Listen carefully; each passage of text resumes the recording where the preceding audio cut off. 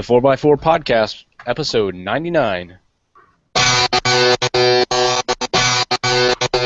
You're listening to the 4x4 Podcast, the podcast all about four-wheeling, overlanding, off-road racing, and the outdoor lifestyle. We talk about news, tips and tricks, answer your questions, and interview big and little names in the off-roading world. So whether your rig is busted and you're in the shop wrenching on it or on your way to the trail, join us and we'll keep you plugged in on topics to help you get away. Here are your hosts, Dan and Craig. And Rich is here again. How you guys doing tonight? Pretty good. Doing all right tonight. Excellent. Got a great show lined up here. We've got an interview with somebody who is outside the United States. Looking forward to sharing that. Let's see, what else do we have? We have a outdoor edible tip at the very end of the show. I've got a little bit of a new feature added. We'll talk about that in the feedback section, which will from henceforth be known as the backfire segment. And in the news, we talk about the Jeep Renegade and how it's tied to the Fiat Panda and some ideas there. Also talk about, can any modern car last forever? And the last news story that we're going to talk about is everything that you didn't know about the original Hummer. Oh, and we also have an off-road aptitude, a new thing that we haven't talked about in a long time. I always wanted to get... It started off, we were talking about some apps that you could use for your iOS device or Android, and it's kind of morphed into all the online services that are out there and that you can use to help everything from trip planning to everything else. But that is neither here nor there. So first off, let's talk about what's in the garage. Craig, you got anything new going on? No, still waiting on my tank. Okay. Well, that's too bad. How about you, Rich? Well, I did get I got that windshield installed and taken a few rides out on it, and so far pretty impressed. Haven't done any real long distance rides with it yet, but there will be a full-length review coming. Excellent. Well, we've been having some beautiful weather going on over here, and there are quite a few backcountry roads in our area. None of them very difficult, though. No, mostly gravel and some dirt. Yeah, but that's fine. That'll at least you'll get to put the windshield to good use as the bugs start coming out. I could sure use one right now. I mean, I rode to work on Friday. By the time I got to work and got home, I was just my whole mask, or I should say my visor on my helmet was just covered with bugs. I was just like, okay. That's why you keep a bandana in your pocket so you can wipe your thing off if you don't have those little pull-offs. Even in the garage this evening, we were working on the trailer, my wife and I, and she was swatting at mosquitoes trying to get us. So they are out there. So time to start treating clothing. And I guess this is a good time for a tip. I usually use like Deep Woods Off for on the skin, but for treating clothes, I just go get the permethrin from Walmart or any sporting goods store, and you just take whatever clothes you're going to be wearing out in the field, and you get them good and soaking wet with the stuff. It's just a squeeze bottle, non-aerosol, and let it hang and dry, and then it's good for, I think, 6 weeks or a couple washes. Your clothes are not permanently, but semi-permanently treated, and that'll keep all the bugs and the ticks off. Stuff's great. Yeah, we've used it quite a bit. Seems like we do get about three washes out of it. Yeah. You know what? I use it for the tent. I actually coat the door around the door, so if I accidentally leave it open, the bugs don't get in it. I treat the whole tent, and it keeps the bugs out of the tent when you're sleeping at night. That's pretty smart. Smart idea. And what I do with the off is, like, when we go out on our trail, I'll take the off and I'll actually spray inside of my Jeep. So I'll spray the dash, I'll spray around the doors, I'll spray around the steering wheel, and it keeps the bugs from biting you. I mean, yeah, you have it on yourself, but they'll still get inside the vehicle, and sometimes, some vehicles have doors. Yeah.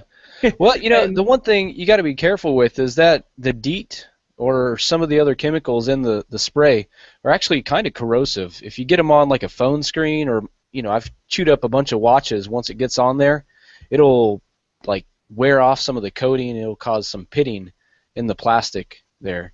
So something to be cautious of. Yeah. Well, last week I had passed the ham radio, the technician exam, and this week, I know it, and this week now I actually have an official call sign. So I am now KE0DYM, Kilo Echo Zero, Delta Yankee Mike. And I have not yet made first contact with anybody using my little Bofang radio, mainly because I have no clue what I'm doing. This is a reminder of what it feels like to be a complete noob at something. I need somebody to just sit down with me and teach me how to use the thing. So if you know I've watched some YouTube videos, and that's pretty helpful. I know how to program in the frequencies. I've got the programming cable, so I've loaded in some frequencies the easier way, changed the offset, but I really have no idea what I'm doing. That is a whole world in its own. Now, does Rich, you have your ham, don't you? No, I don't. That's one of you the things I've been meaning to do.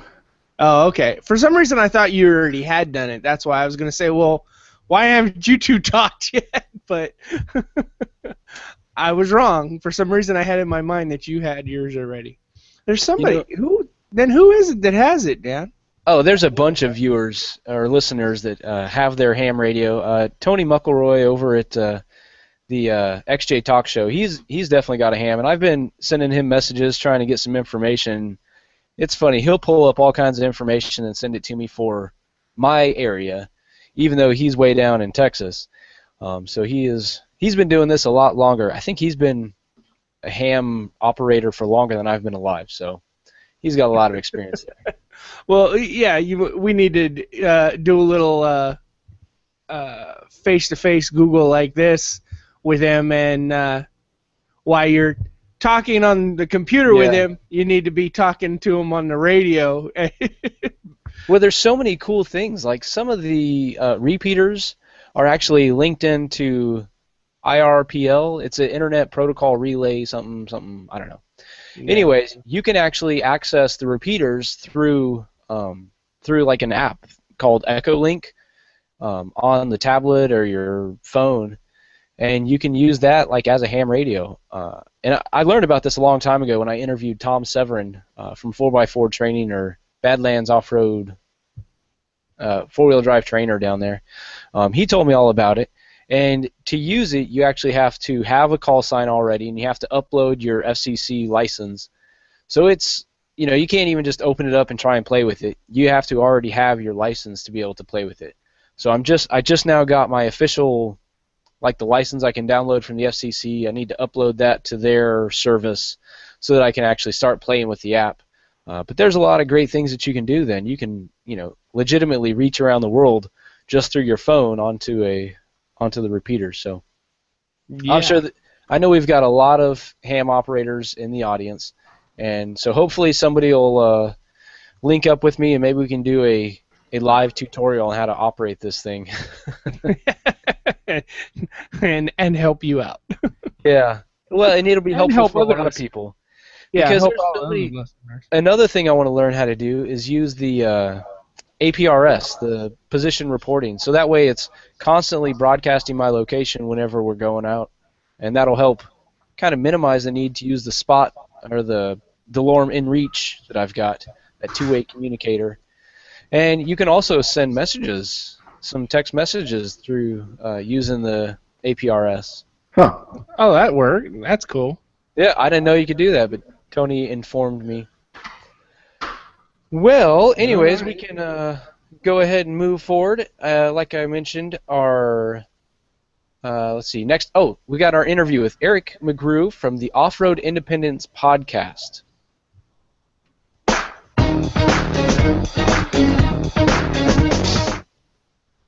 All right, Eric, thanks for letting me join you on your show and coming on the 4x4 podcast. It's really cool to learn about off-roading and exploring outside the United States, and especially in South America, because that is a very popular destination for overland travelers going down the Pan American Highway. And I am really excited. Someday I do want to get down there to Chile and explore some of those great areas that Eric was talking about. All right, now to our feedback section. And I'll have to stick in the link there. We have a new option. This came as a piece of feedback. I know there's a lot of people who don't listen to other podcasts, and so they don't actually see whenever we publish a new one. Most podcast apps, like I use Downcast, but I used to use Beyond Pod. For iOS, there's the Podcast app, and they will automatically look for new episodes every time they're published, and they'll automatically download them for you. But not everybody uses that. And I had gotten some requests for, like, can you send us an email whenever we publish a new episode?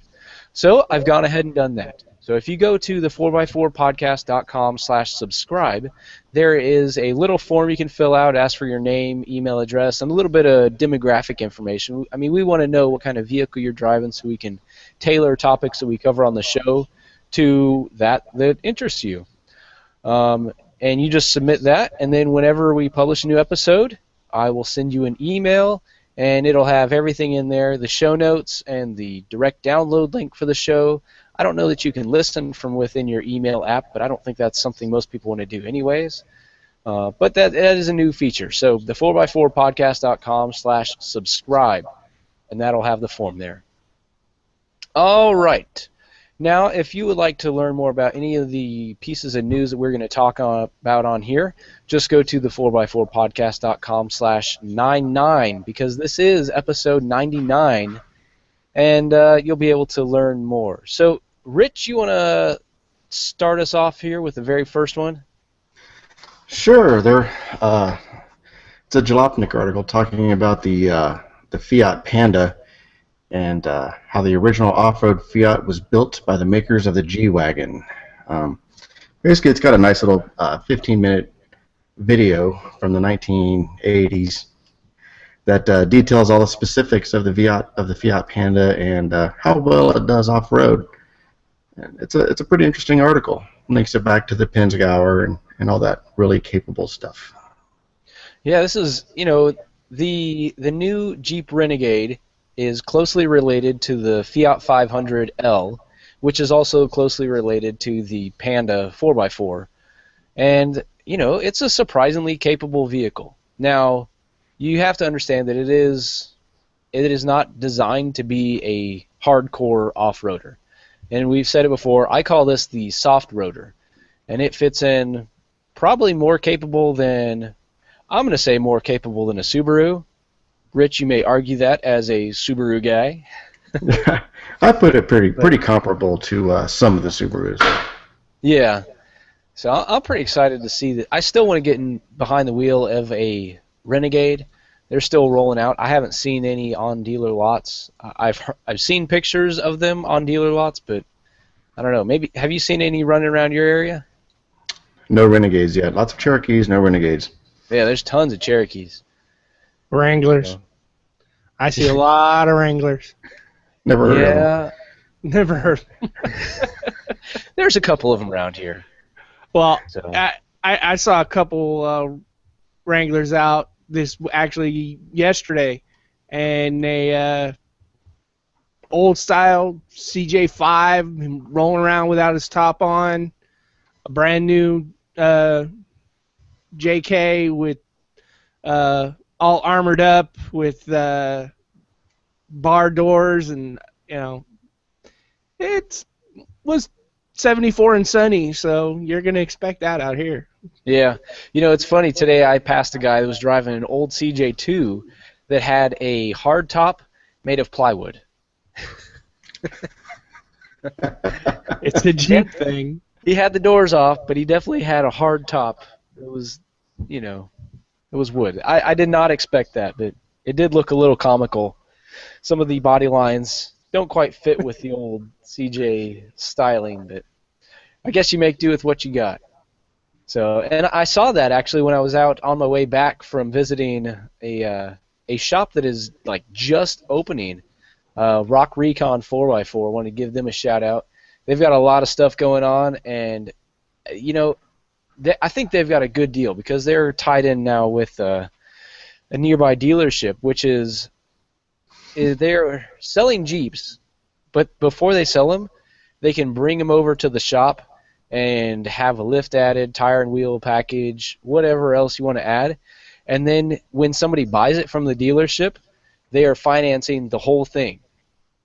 So somebody is getting the exact Jeep that they want at a price that they can pay on a monthly basis and enjoy it straight from the beginning. Have you heard of many people doing that lately? I know of a dealership that does that too. You can actually buy a Jeep and have it lifted. You get your choice of rims, tires, bumpers, and all that stuff, and then it's they finance it all through the finance company. So it's pretty much like buying a brand new Jeep custom the way you want it. It's just how deep is your pockets. That's really what it is. And the nice thing is once you do it that way, that particular dealer will say they will cover it.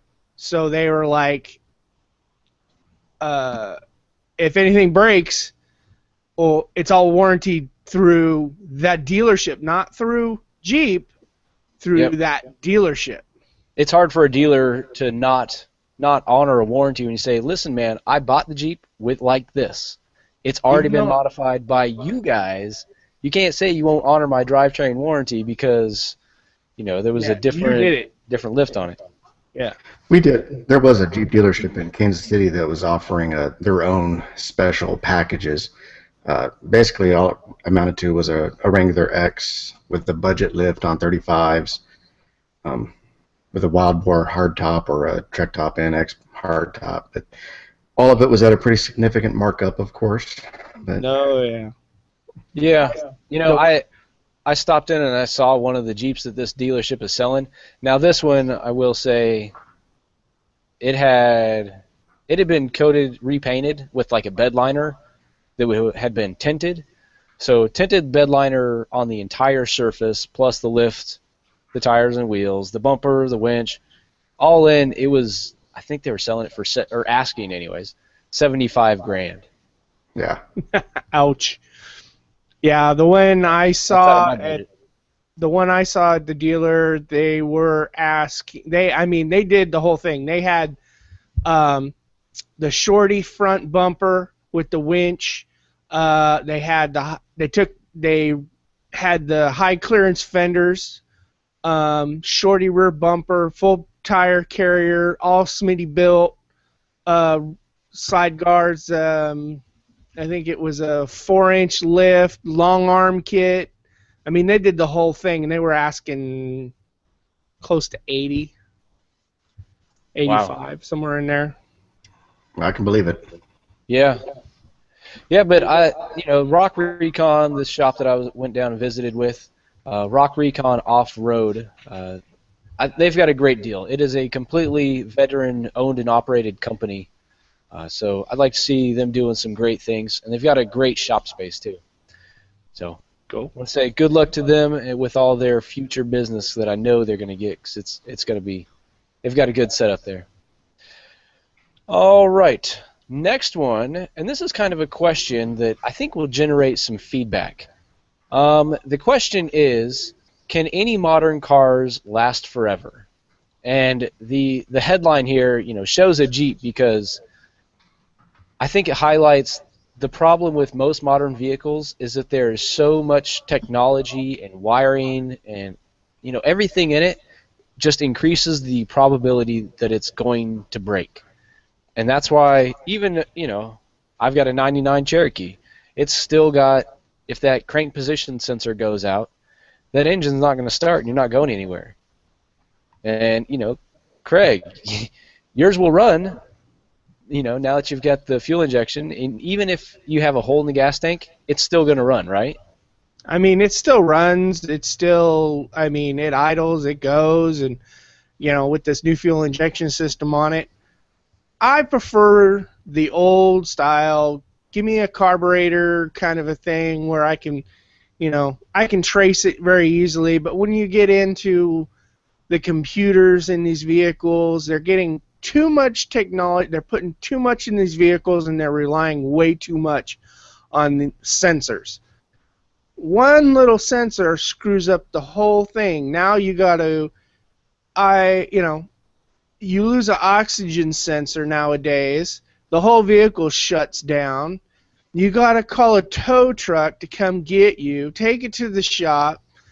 It's $200, $300 to replace the oxygen sensor, where in the old days you could have just drove the car home, went down to the auto parts store and fixed it yourself. I mean, I don't think that the adding more electronics to a vehicle makes it any safer. I actually think it makes it more unsafe. By adding electronics that can fail, give me mechanical.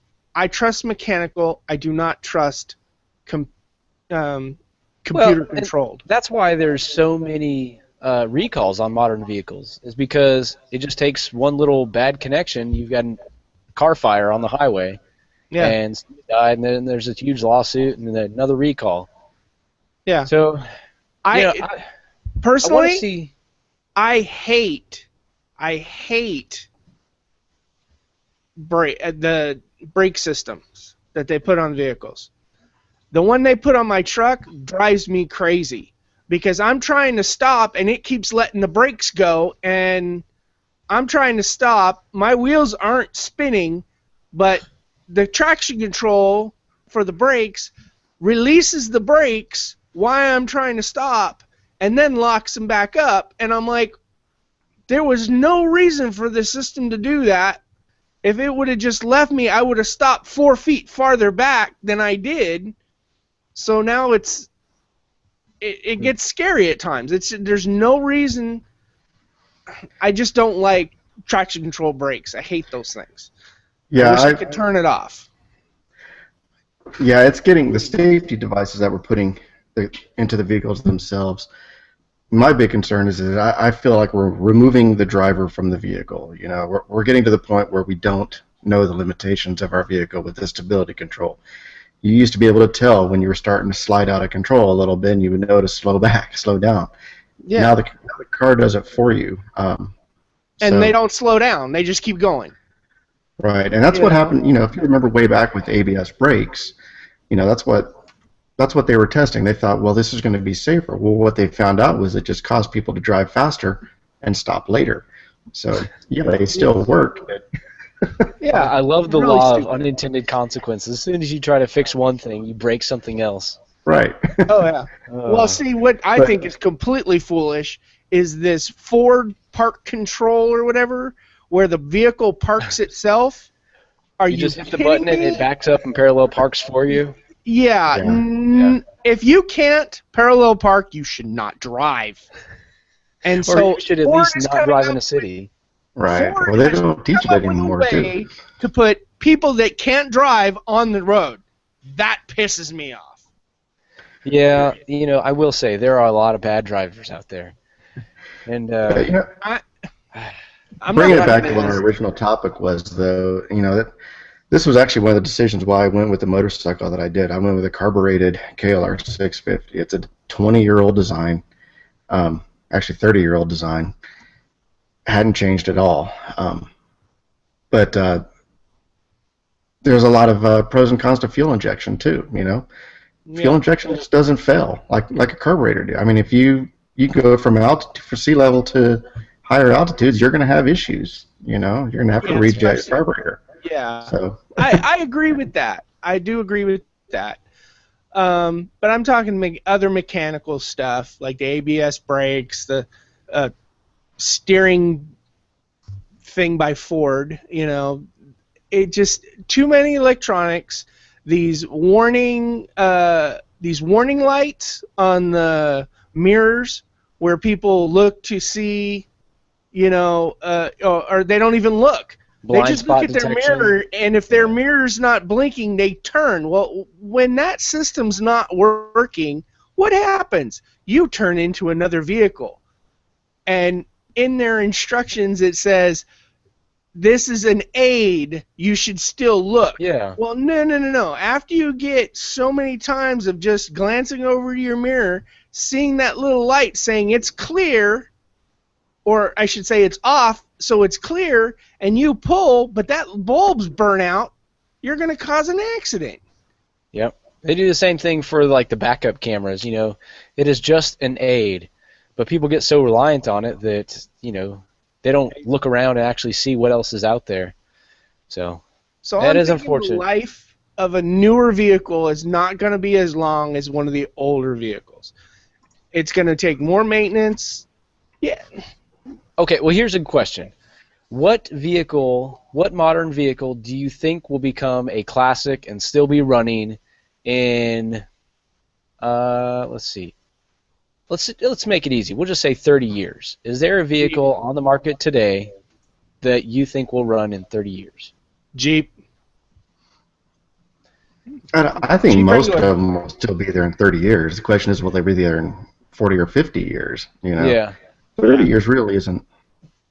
40 to 50 years, then I think we're kind of pushing it. And I'm not. Everything is so reliant on computers now. I'm not sure what I would answer that with. Yeah. The nice thing is that the engines and everything are running at a much higher tolerance, and so they're generally lasting for longer. It used to be if you had a vehicle that got to 150, 200,000 miles, that's unheard of. But nowadays, it's pretty common for people who are daily driving on the highway long haul getting 250, 300,000 miles without hardly any issues. Well, that's also with the oils today, the lubricants. Yeah. That has added a lot to it. I don't think that. Well, I don't necessarily say that the technology behind building a car is completely responsible for its longevity. I think the oils today are getting better. I think the lubricants are getting better, and that's why these vehicles are lasting longer. I don't think it's the actual mechanics or the machining of these vehicles that are making these vehicles last longer. A piece of metal is a piece of metal. Now, if you make that metal better, that's different. Well, okay, so another thing that I think is going to be very beneficial is the component sharing. The fact that a new vehicle or vehicles being refreshed so often, they're changing out major assemblies all the time, that's really going to make it difficult. But like the GM 5.3 liter V8 engine has basically been the exact same for decades. It's tried and true. Everybody loves it. It's been swapped into probably everything at this point. Pretty much everything, yeah. It's such a popular engine, and the whole drivetrain. It's popular. They're cheap. Yeah. That's the problem. Not as in cheaply made. They're cheap to buy because there's so many of them. Yep. And that's why people put those small block Chevys in everything, because there's a big market for them. They're so easy to come by. They're easy to maintain, and they do run for a really good time. They just, as it progressed, they put different fuel injection, different just little minor things. Little minor things, but to upgrade it, try to get it to run cleaner, try to get it to run smoother, and put out more horsepower, which putting fuel injection on it, putting a turbo on it, putting, nitrous on it, whatever, it's going to make it run faster, run stronger. But there's so many of them, they don't last forever. They're eventually going to grenade, and you're going to have to do a swap. Okay, so then if somebody wants to have their new vehicle still running in 40 or 50 years from now, I think we've diagnosed that, some basic mechanics, being able to swap out starters, that kind of thing, that's going to be important. But what you really need to know how to do is how to read a schematic diagram and how to solder. That's going to be the must-know mechanic trick if you want to keep your vehicle running. So, computer software. Yeah. Computer software. Yeah. Computer software. You're going to need to know how to put a computer together to be a mechanic. I mean, because you're literally going to have to pull these things apart. Now, the way things are now is, okay, we just plug it into a computer. We go to the computer or the laptop, we punch in what's wrong with you, and it gives you a code that says, oh, okay, the oxygen sensor's bad, and okay, you just go and you replace the oxygen sensor. But, well, there's going to be a lot more to it, because if you get a new BMW, you take it in for your first service, and I don't know if they're changing the oil as much as giving you a software update, a firmware update or something. Yeah, so they'll be doing those too. You need to be able to map a throttle and everything too. Now, see, I had a computer issue I had a 99 Durango, and I like this truck. I love this truck a lot. Could not for the life of us figure out what was wrong with this truck. I'd be driving down the road, and she'd just stop. The engine would just stop. Like, literally, somebody reached up, grabbed the keys, and turned the key off. Just turned it off. I took it into the dealership. They said there was nothing wrong with it. Took it to another mechanic. He plugged it into the computer, and the computer was saying, there's nothing wrong with your truck. Okay? Huh. And I'm like, well, it's stalling, and I'm driving down the road. So what is wrong with this truck? It's got to be in the computer. Well, they swapped in a test computer, and it still did the same thing to me. It just died going down the road. Come to find out, after I got rid of it, my buddy comes to me and goes, hey, I figured out what's wrong with your truck. He goes, it's ignition. I said, what? He goes, yeah, your ignition key. He goes, there was something probably wrong with the ignition. We had a problem with another vehicle. Yeah, that's He common. found out that they had a problem with another vehicles, that the ignition key was shorting out. There's electronics inside the ignition key that was shorting out while I was driving down the road. So the computer, there was nothing wrong with the computer. It was wrong with the ignition key because the ignition wasn't in the loop. It was, the computer was saying, oh, you're shutting the key off. That's okay. There's nothing wrong with that. So that was the issue. I got rid of my truck because I was having this issue with it, and I needed a better commuter car, better fuel mileage at the time because my commute was over 100 miles each way, or one way, or sorry, both ways. And so now I find out that truck was all paid off. I could have kept it, and all I needed to do was change the ignition. And so that kind of drove me crazy. And we were relying on the computer to tell us what was wrong with the vehicle, not a follow the Nobody problem just traced the wires. Could have followed the problem to the ignition with an older vehicle if it didn't have a computer in it. Town and country. Wow. So, yeah, get out your solder, learn how to solder, get out your multimeter, learn how to use it, how to trace shorts and everything, how to test parts and read what the resistances are. That's going to be important if you want to keep your vehicle running. All right, let's go ahead and jump to the next one. Yeah, speaking of 5.7 liter That's motors. Right. Well, this is the 5.7 liter gutless. This is here's everything you didn't know about the original Hummer. And this is, again, from jalopnik.com. And this is somebody who had gone out and actually purchased the original H1 and his experience with it. So having spent a little bit of time in this kind of vehicle, I have a little bit of insight on it. And the part that cracks me up the most is that despite how big the vehicle looks, it's actually designed for, what it say, one driver, 2 Lego men, and a thumbtack. Yeah, I've sat in. I went to one of the home shows one time, or home shows, one of the auto shows in Santa Clara County. Went to one of the shows that they had there, and they had the Hummer there. And it was when they my first or second year they came out to the public to buy, and so everybody was lined up. I mean, there was a line of like 60 people waiting to sit in this thing, and I got in it, and I went. I thought the actual driver's seat was ridiculous because I got in it and it was like, I got more room in my Durango, or I got more room to stretch out in my Durango than I got in a Hummer, and this thing's a monster. Well, What's and the reason is because you're sitting right next to the engine and the drive to the. Exactly.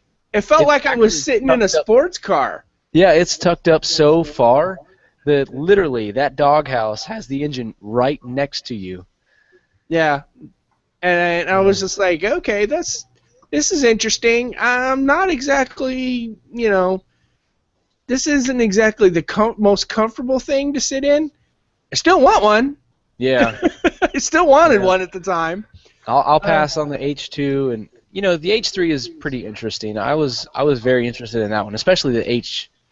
SUT. Yeah, the SUT. That one was pretty sweet. Oh, the truck. The truck. I know we have. I was like, what are you guys talking about? The pickup truck. Okay. Yeah.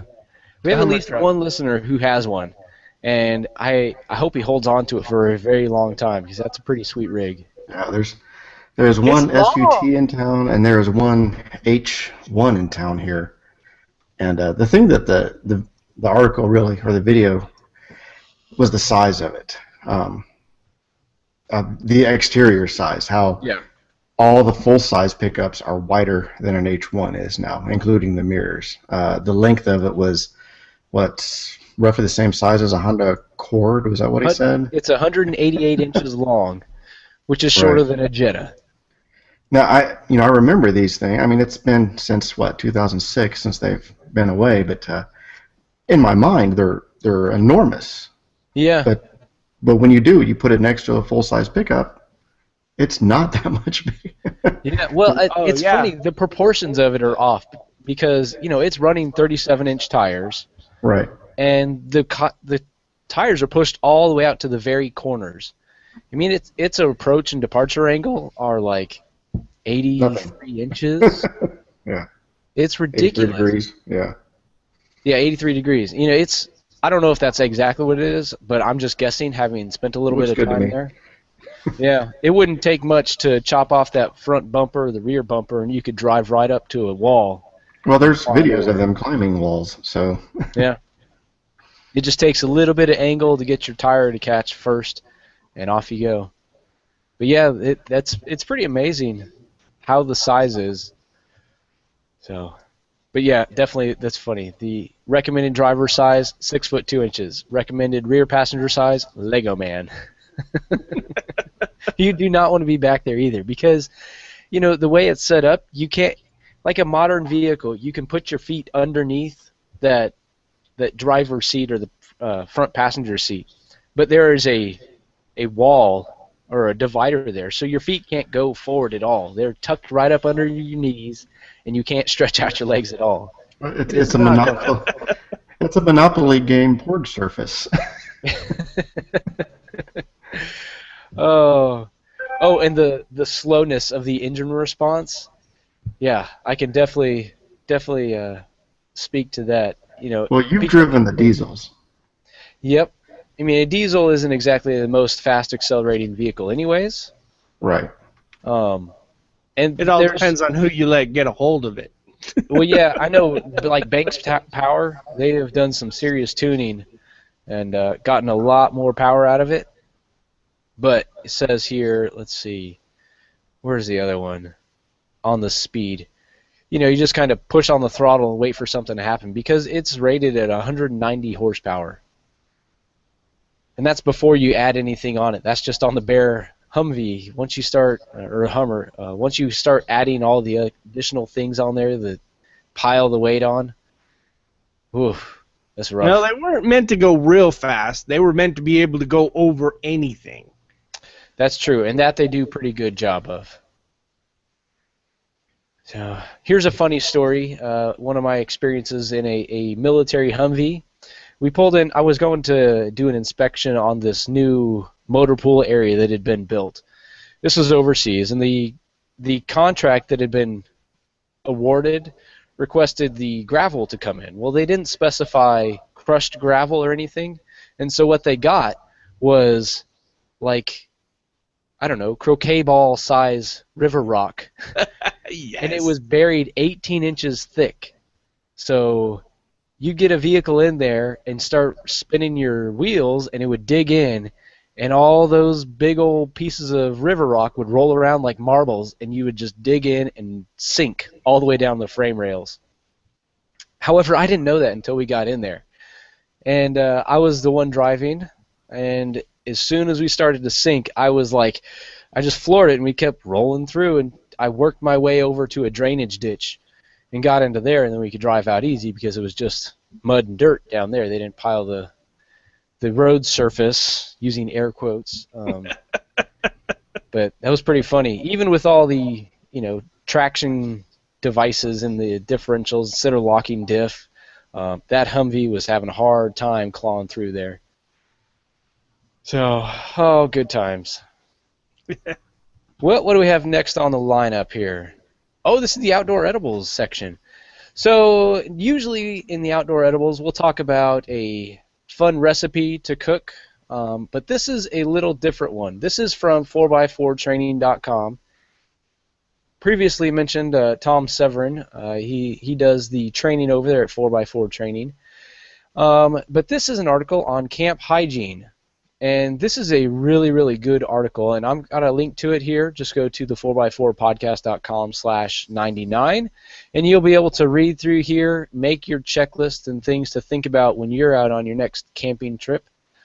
Did you see anything in here that jumped out? Yeah. This is a good size list, too. Yep. The one that really jumps out at me is the food handling and storage. And that's one of the reasons that I want to have a fridge freezer in the Alaskan off-road trailer. So that way you can keep the things that need to be chilled nice and cool. And it also gives you a little bit of benefit. If you have leftovers on a camping trip, you can put them in a Ziploc bag and drop it in a cooler full of ice water. But having a fridge would make it a whole lot easier to save that and then have a meal that's already prepped and ready to go come lunchtime.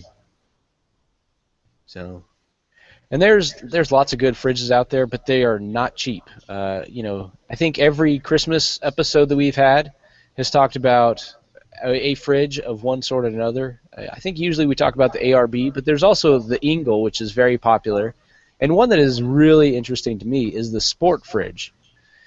Sport Fridge is manufactured here in the United States, whereas the ARB and the Engel I think they're actually made at the same factory in China. So seeing something that's made in the United States is pretty exciting. Now, you do pay for that. Having something manufactured in the United States almost always will cost more, but you're going to get a better quality of materials and workmanship as well. So Sport Fridge is something to definitely check into, and their parent company is actually Fridge Freeze, and their product is so precisely built that it's actually, they sell those for hospitals and EMTs for transferring blood and organs, stuff that you do not want to turn and go bad on you. Most definitely. So a good fridge freezer is awesome. But a camp cooler is still an option as long as you're not going to be out there for too long. And there's tricks that you can use to make your ice last longer. What else we got on this list here?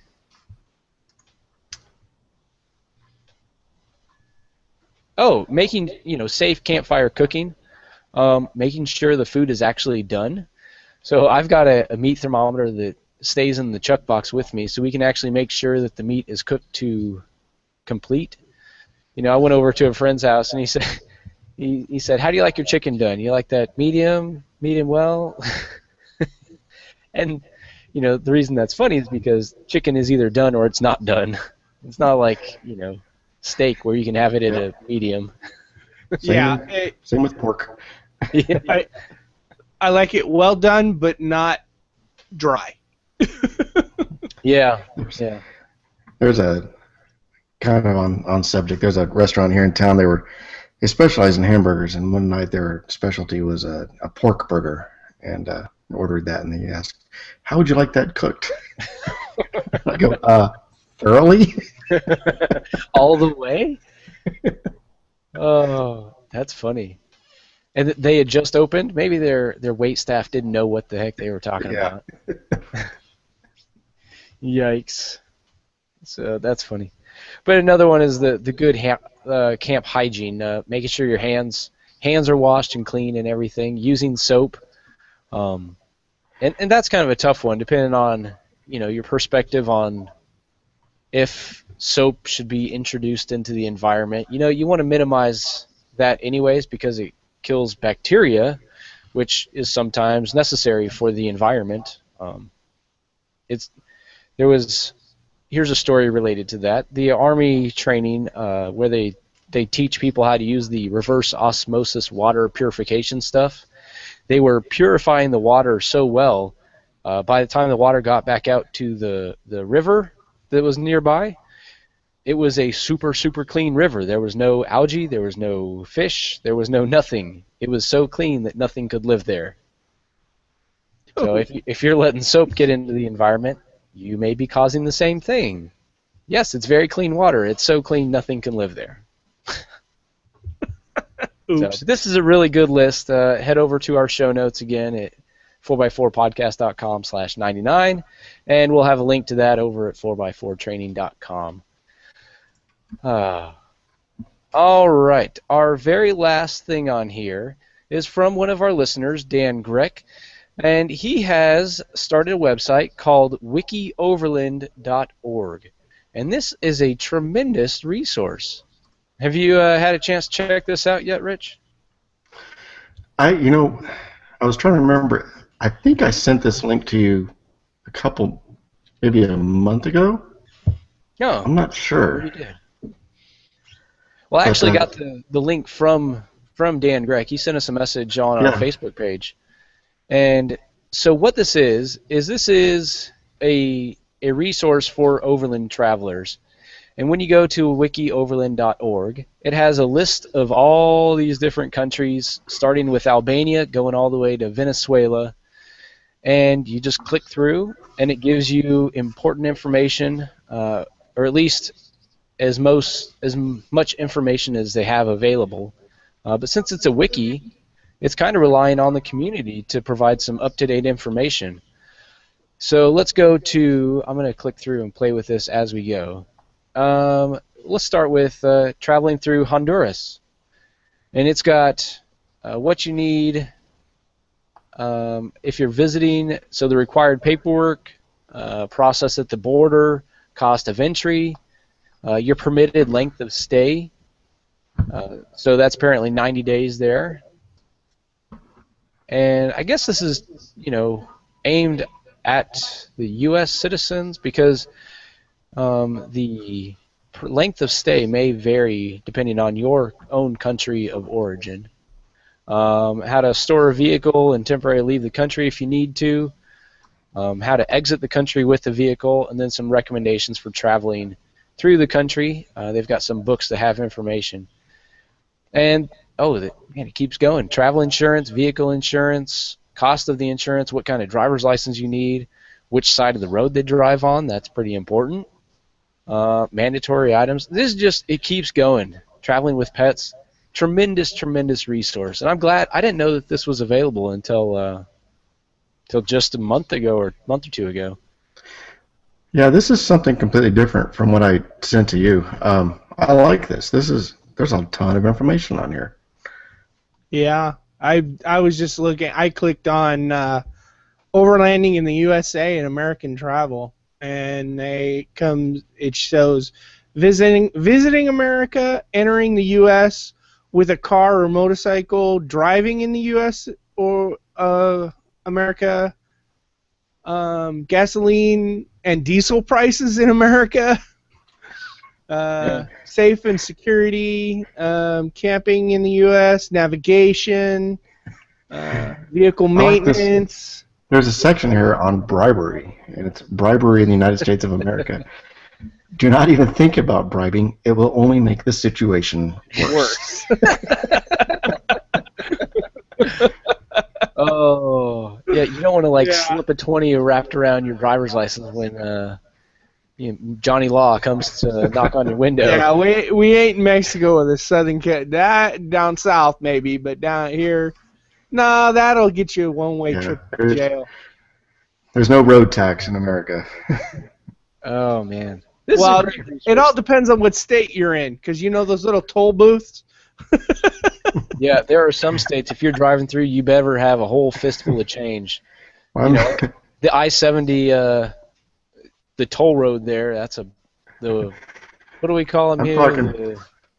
I'm talking more about the road tax that some of the law enforcement will collect on the side of the road. And I knew what you were talking about. I'm just driving through New Jersey. Makes me feel like I'm paying a road tax, though. Well, that's the one thing I didn't see on there on that U.S. one is carrying money for road tolls. Yeah. Well, you know, there's a lot of states now, and this is really getting off topic, that have what they call them smart highways, where there's no actual toll booth. You just drive through. They've got the camera that operates generally the same as a speed trap camera. Takes a picture of your license plate, looks up in the DMV where your residence is, and then just mails you the, not ticket, but the toll road bill. Yep. That's what they have done here in California for the Golden Gate Bridge. There are no more toll takers at the Golden Gate Bridge. They have cameras set up. So as you drive through the toll booth, they take a picture of your license plate, and they send you a bill. That's it. That's the only way they do it. But on the other bridges, they do have, in the Bay Area where I live, they have toll takers, but they have what they call Fast Track. And it's a system that's a little box that you can get from Fast Track, and you link it to a credit card, and you hang it on your window, and every month you pay so much, $30, $40, whatever it is, and you get a month's worth of crossing the bridge, and you don't have to pull out cash. You don't have to worry about anything because my company has them in our rigs. Yeah. So I don't have to worry about pulling out a credit card or pulling out a card to give them. That was the old days. You'd have to pull up the toll booth. You pull out a company card. You give it to them. They'd run the card through their machine and then let you go. Type in how many axles you have, and then off you go.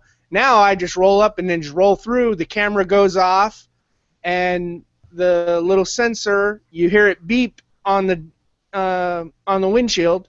It beeps, says that you've paid your toll. You look down in the little screen that they have behind the thing. It's probably 4 feet by 2.5 feet wide. It'll say toll paid, and you just keep rolling. So, very cool. However, that is way off the off-road topic. Way off subject. If you're overlanding in America, that is kind of important information because, North America does have a lot to offer. However, if you're trying to explore it on the toll road, I think you're doing it wrong. That's what I was going to say. If you see a toll road and you're doing off-road exploration in America, you are doing something wrong. Yeah, you never know. There may soon be a toll booth at the entrance to the Rubicon. Don't give them any ideas. Yeah. Edit that out. Yeah. Well, and that does just kind of go back to, usually we wrap up making sure, remind you to tread lightly, because there's a lot of people that do want to take those things away. And I saw on Facebook just before we hit record that 11 vehicles on the trail had a total of 19 flat tires, because somebody had buried some rebar along the trail just so that they would puncture tires. They were sharpened up and put there on purpose by somebody, vandalizing the trail. Do you remember where this was? I would have to go back and look. I want to say it was somewhere out on the East Coast, but I could be wrong. Oh, it wasn't the Rubicon, though. It was just a trail. No. And I don't want to go look it up right now because then I'll get sucked down the Facebook rabbit hole. Yeah. It's like looking on Amazon. You see all the other stuff that distracts me from what I actually went there to go shopping for. Oh, most definitely. Oh, but anyways, we can go ahead and close the show up now. Now, the next episode that we are going to record will be on April 26th, episode 100. Very exciting. Yeah. Now, if you want to get in on the participation, you're going to have to send me a message. I've sent the invite out or the notification to everybody that's following the 4x4 podcast on Google+, but we have a whole bunch more followers on Facebook and Twitter. And so if you're interested, make sure you send me a message through one of those services, and I'll make sure that you have the link and the event notification, and we'll probably have to do a couple more practice sessions to make sure I know what the heck I'm doing with the Hangout on air like we're doing right now. You'll be able to watch this as a YouTube video until YouTube cancels doing videos. It'll be there forever. That's okay. You never know what YouTube decides to go in a different direction. Yeah. It's the internet. You never know what's going to happen. But this anyway, video thing's just not panning out for us. That is April 26th at 8 p.m. Central Time, GMT -6. Is that what we said? -6. Yeah. So if you're like our listeners in Norway, that's in the middle of the night. But if you're one of our listeners in Australia, I think that's like 10 o'clock in the morning. And like I said, I don't do math live in person. Not going to do it. But I'm looking forward to that, being able to hopefully get some folks on the show here. And if you want to send feedback for us to include, that is, you can call our voicemail number at 719-924-5337. Use the SpeakPipe tool on our website, the4x4podcast.com. It's also built into the Facebook page. And, we'll get messages if you want to send it to our email, the4x4podcast@yahoo.com. And we've got our email addresses working now. So if you want to send a message directly to Craig, it is Craig@the4x4podcast.com, and I am Dan at the4x4podcast.com, and Rich is send it to me and I'll send it to him because I haven't got him set up yet. Okay, guys. Thanks for joining me again for episode 99, and I'll talk to y'all later. Oh, wait. Did I miss something? Right. No, you didn't miss anything. I just wanted to say thanks to all our listeners, and thanks to a bunch of our new Facebook subscribers. We're at 2,396 as of Sunday, the 12th. Nice.